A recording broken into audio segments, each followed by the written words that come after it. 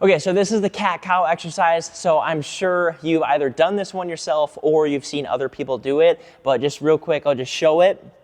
So this is what it looks like. Make sure I'm in frame here. Arch, right, and then flexion. And then you're moving back and forth between those two ranges of motion.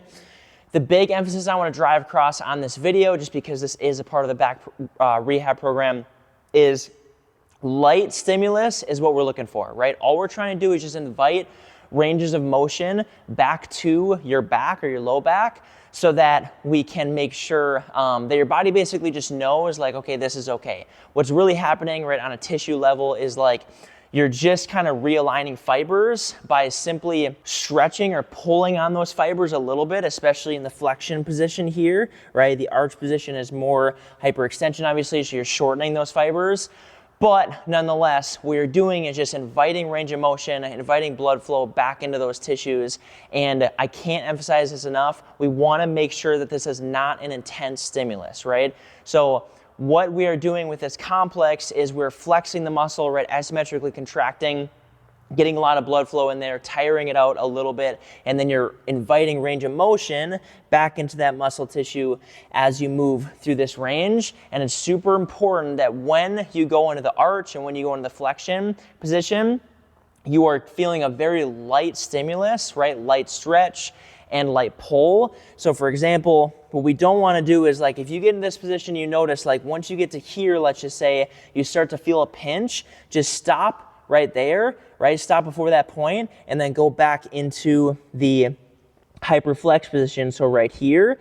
And if you, let's just say right here, you start to feel a pull, right, or a stretch, just make sure it's super light. I can't emphasize that enough. Make sure it's super light and then go back into the arch, right? And you're moving, notice how slow I'm moving through these positions, especially when it is highly inflamed and you just know like you're at the point, let's just say where if you hip hinge or you're standing up and you hip hinge and it feels very sore, right? The low back just doesn't feel super strong, maybe feels unstable.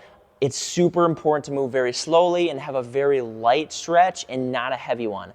Because a lot of times when people are rehabbing their back, they feel the stretch and it may feel good short term. Like you might feel like, oh my gosh, this is the awesome stretch. It feels super good.